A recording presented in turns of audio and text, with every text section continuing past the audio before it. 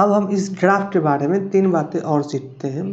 तो उसमें से सबसे पहला बात ये है कि जब ड्राफ्ट में हम देख रहे हैं कि मार्शल साहब ने बता रहे हैं कि जब प्राइस बढ़ेगा तो क्वांटिटी कंज्यूम कम करेंगे और प्राइस जब घटेगा तो क्वांटिटी कंज्यूम ज़्यादा करेंगे।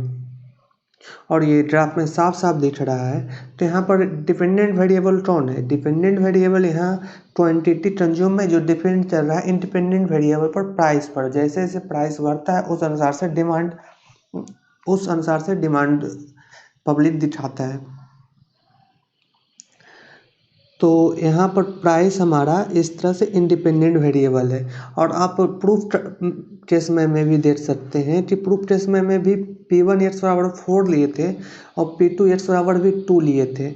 मतलब इनपुट हम ले रहे थे प्राइस को और हमें प्राप्त कर रहे थे कि कितना डिमांड हो रहा है, मतलब कितना क्वांटिटी कंज्यूम हो रहा है जहाँ पर इक्विलिब्रियम आ रहा है। यहाँ पर देख सकते हैं कि यहाँ पर P1 x बराबर हमने 4 लिया था और P2 x बराबर 2 लिया था और हमारे पास x1 x2 की 2 वैल्यू आई थी इक्विलिब्रियम का। तो यहाँ पर साफ साफ पता चल रहा है इंडिपेंडेंट वेरिएबल प्राइस है। तो प्राइस जो होना चाहिए था, प्राइस होना चाहिए था एक्स एक्सिस पर और क्वांटिटी आना चाहिए था वाई पर। लेकिन मार्शल साहब ने अपने सुविधा के अनुसार से, क्योंकि उन्होंने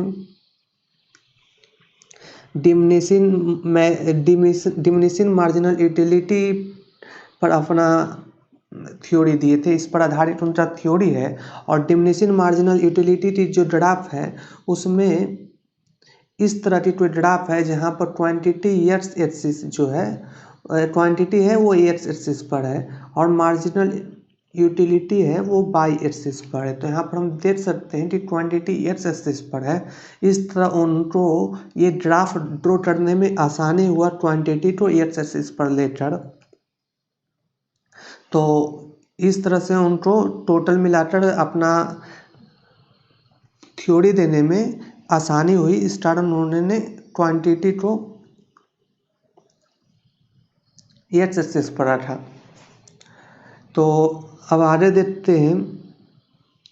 तो यहाँ से हम कह सकते हैं कि क्वांटिटी एक्स एक्सिस पर है और प्राइस वाई एक्सिस पर है।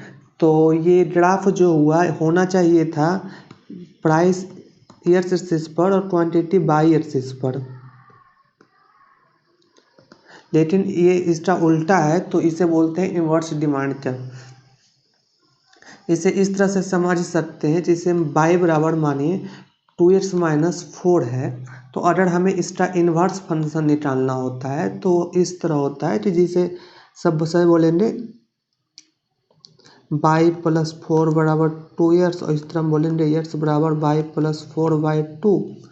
और उसके बाद इन्वर्स फंक्शन निकालने के लिए एक्स की जगह हम वाई रख देते हैं और वाई की जगह एक्स रख देते हैं और ग्राफ जो बनाते हैं वो इन्वर्स फंक्शन का ग्राफ बनता है। ये आप मैथमेटिक्स में पढ़ेंगे। तो उसी तरह से यहाँ पर सीधा सीधी इन्वर्स फंक्शन बना दिए गए हैं। अब इसमें सेकेंड बात देखते हैं। सेकेंड इम्पोर्टेंट पॉइंट ये है कि इस डिमांड कर्व पर एक सब पॉइंट पर जो यहाँ पर MUX बाई PS बराबर MUM है, ये डिमांड कर्व के सारे पॉइंट पर है।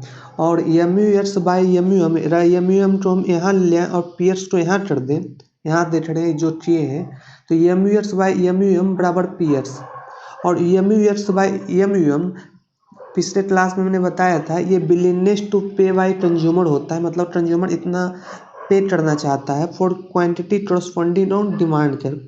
मतलब डिमांड कर्व पर जैसे ये पॉइंट आ रहा है, जैसे मान लीजिए ये पॉइंट है, तो ये जो पॉइंट है तो इस पॉइंट पर जो MUX बाई MUM होगा तो ये विलिंगनेस टू पे है कंज्यूमर का, ये विलिंगनेस टू पे है कंज्यूमर का। और ये किसके बराबर है? PS के बराबर, price on the demand curve. तो याद रखिएगा कि डिमांड कर्व पर जो भी पॉइंट है वो विलिंगनेस टू पे दिखा रहा है। जो भी प्राइस वो क्या है, विलिंगनेस टू पे, मतलब कंज्यूमर की इच्छा है कि हम इतनी प्राइस पे करें, लेकिन अगर उससे कम प्राइस में भी मिल रहा है तो वो खरीदने के लिए तैयार है। लेकिन अगर इस प्राइस पर भी मिलने के लिए वो तैयार, मतलब अगर विलिंगनेस के प्राइस पर भी वो से कोई वस्तु मिल रही है तो वो खरीदने के लिए तैयार हो रहा। मतलब एक चीज़ और समझ सकते हैं कि ये एक मैक्सिमम प्राइस है जो कंज्यूमर देना चाहता है। इससे ऊपर कंज्यूमर चाहे कुछ भी हो, कंज्यूमर नहीं देना चाह रहा। इससे कम वैल्यू देना चाह रहा, लेकिन इससे ज़्यादा नहीं देना चाह रहा।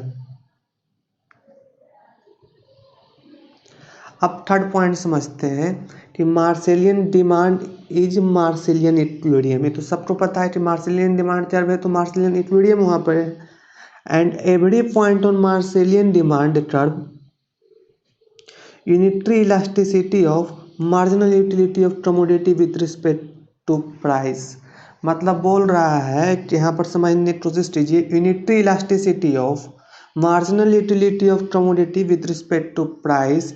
तो बोल रहा है कि delta marginal utility of commodity by delta change in price, मतलब change in marginal utility of commodity and by change in price इसकी वैल्यू 1 है। ये प्रूफ करने के लिए बोला जा रहा है। तो देखते हैं ये प्रूफ होता है कि नहीं। ऑन डिमांड के पर मेनली बोला जा रहा है, कहीं दूसरी जगह पर नहीं। तो डिमांड कर्व पर हम देख सकते हैं कि डिमांड कर्व पर एवरी पॉइंट पर क्या है, एवरी पॉइंट पर ये है कि एम यू एम बाई पीयर्स पर marginal utility of money. M US by price बराबर मार्जिनल यूटिलिटी ऑफ मनी। तो यहाँ से आ रहा है एम यूएस बराबर price into M U M.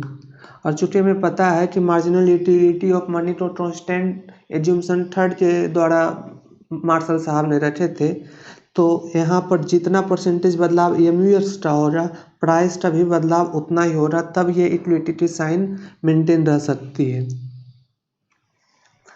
तो यहाँ पर हम देख सकते हैं कि जितना percentage change marginal utility of quantity का हो रहा, उतना ही चेंज प्राइस का हो रहा। तो यहाँ से अगर हम वैल्यू निकाले delta M U S by delta P, तो नॉर्मल सी बात है दोनों इक्वल आ रहा है, तो दोनों कट जाएगा, तो वैल्यू कितना आ जाएगा 1। तो यहाँ से प्रूफ हो जाता है unitary elasticity, Marshallian demand curve is Marshallian equilibrium and every point on the Marshallian demand curve is unitary elastic of marginal utility of commodity with respect to price.